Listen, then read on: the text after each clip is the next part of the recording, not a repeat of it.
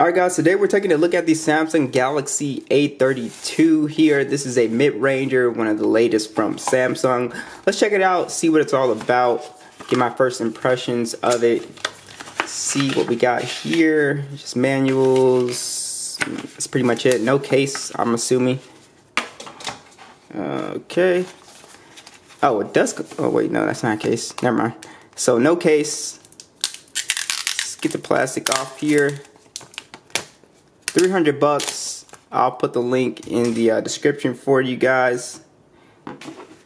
See what else we got. Our charger, SIM tray, and our USB Type-C cable here. That's pretty much it. Now, this phone actually has a glass back on it, which I was super surprised with because I didn't really look up the specs or anything like that. Yeah, so that was really interesting because most of the time these are you know, plastic phones. So I really like that. This feels really premium. How weird is it that they went from, you know, putting glass on their mid-rangers to putting plastic back on the flagship, the S21 and S21 Plus. That's pretty strange. Now the rails on here seem to still be plastic, which is fine. Not a big deal, and it's got plastic everywhere. I have to get this off. But just to go over the phone real quick, we got our power button on the right hand side, volume rockers. We have what used to be here was a camera module, so now it's no camera module, just your cutouts here, which I guess gives it a more cleaner look. I guess I'll compare it to the A51 so you guys can see what I'm talking about, but it does look very clean looking. And down below, this one still keeps the headphone jack, and we do have USB Type-C speaker. And that's it. Let's power this guy on. Alright, so let's talk about the display and my first impressions of it. It's a really nice looking display. So I'm really happy that Samsung went with the Super AMOLED display. It's a 90 Hz display at 1080p. It's a 6.4 inch display with a PPI of 441. So it's a really nice display. So one of the things that I would have liked to see with this, you know, A32 is a punch hole display instead of the wider drop notch. Now, you know, at this price point, it's not a huge deal, but again, I think most people would probably prefer the more updated look of the punch hole display. And you do have a little bit of bezel down here as well, but again, display quality just looks really good. So I think the move to 90 Hz was definitely the right move here. I'm very happy that they made that move because everything is just silky smooth when you're just scrolling and stuff like that. You really notice it. So I think fans of, you know, the A series will definitely appreciate this upgrade. If you're a fan of just you know, the displays on smartphones like me, you'll really appreciate Samsung's beautiful Super AMOLED display on here. And now that it's 90 Hz on this phone, it just gives off a really smooth and silky experience, which I really like. Now let's talk about the software. So you have Android 11 on here with One UI 3.1. I'll go ahead and show you guys. But it's nice that it came with the latest version because I've gotten phones that did not come with the latest version. So Android 11 is on here, which is very nice. The latest version of One UI as well. I expect these phones to usually, you know, get updates for at least, I believe, like 3 years. I think because my A20, I think that got the Android 10 update. So I think these phones should get around 3-year update if anybody was curious about that. So as far as, you know, I've been playing around with it and using it, everything is relatively smooth here. I really love that they got rid of the Bixby page or whatever was right here and put the Google Now page on here. I love that move. Your toggles are all here pretty much. I think the only toggle I did not see was screen recorder on here. Yeah, that was the only one I did not see. Dolby Atmos is here. Secured folders is here as well. Live caption, Samsung Kids. Your dark mode toggle is on here as well. Yeah, I did not see, yeah, it's not here. There's no toggle for screen recording on here, but everything else is on here. You also have one of my favorite features in One UI is the Samsung Edge, which you can bring up 2 applications at once, which is really nice. And you can also set that for any application that you want. They just have this by default here. This is something that I've always really loved that Samsung throws in there, but everything else, you know, you can enjoy the One UI experience. It's relatively smooth on this phone. Sometimes I get little animation jitters and stuff, but overall it's pretty smooth once I restarted it after I installed all my apps.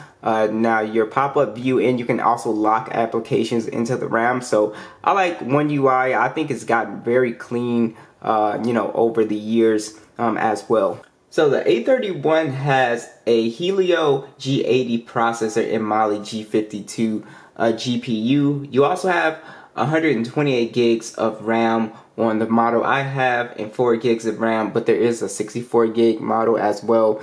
And if you look at the graphics on Call of Duty Mobile, we can see we're only on medium settings. So this isn't a super powerful chip. I think the A31 did better than this. So I don't think this chip it's not like a gaming phone at all. But it definitely, you know, can do casual gaming, no problem. I haven't had an issue just playing, you know, casually on this phone at all. So far, since using the phone, I haven't had any issues with like heating and stuff like that. But we'll put it through like a more intense, you know, sort of gaming session here. But so far it looks fine, and again, this is a really nice display to look at, especially at 90 Hertz. So I think for gaming, it's okay. Now let's talk about getting into the phone. So you have a in-display fingerprint sensor which works pretty well. I don't have any issues with it. I don't really think it's faster than the A31's fingerprint sensor, but it works 100% of the time. And again, it's not like one of those super fast fingerprint sensors. Like, you gotta kind of hold it. You can't really, like, you know, tap it. You see? So, but it works. And you also have the option to do face unlock on here as well. You see? That works. If it can get me from behind the camera. And let's go ahead and talk about some more additional features and what this phone does not have. So there is no sort of IP rating on here or splash proof.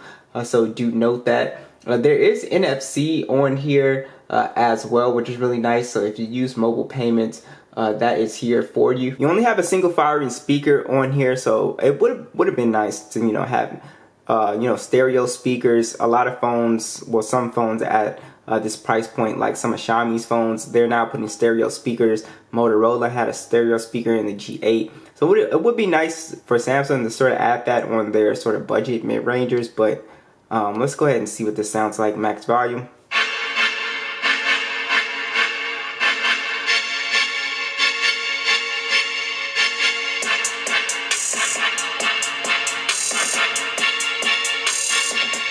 Yeah, so it's not the loudest even single firing speaker that I've ever heard.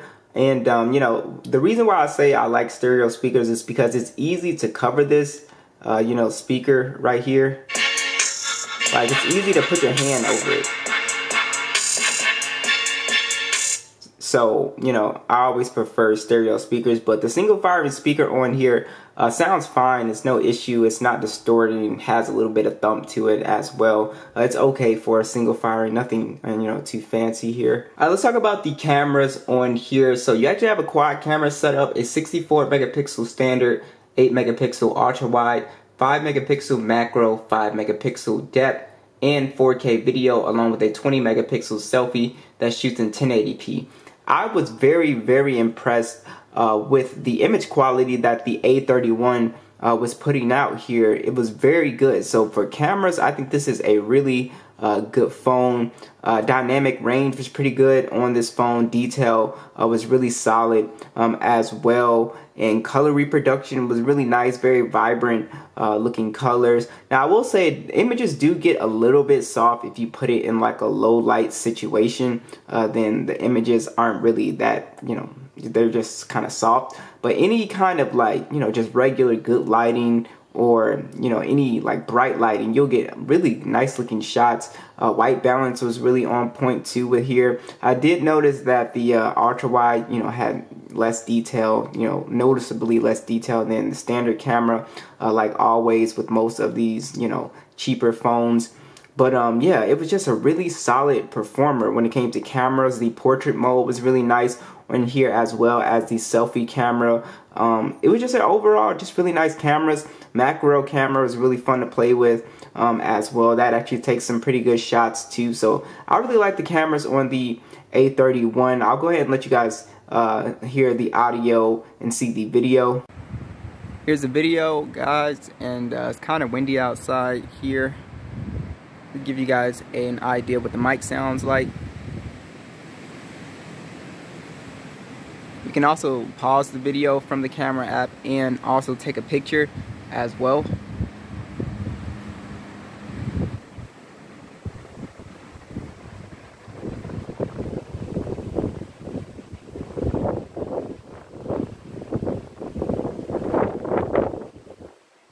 Battery life is also another highlight with this phone, having a 5,000 milliamp battery, which one thing that I noticed is that it has 15-watt fast charging, which I think is a little slow for a phone that just came out.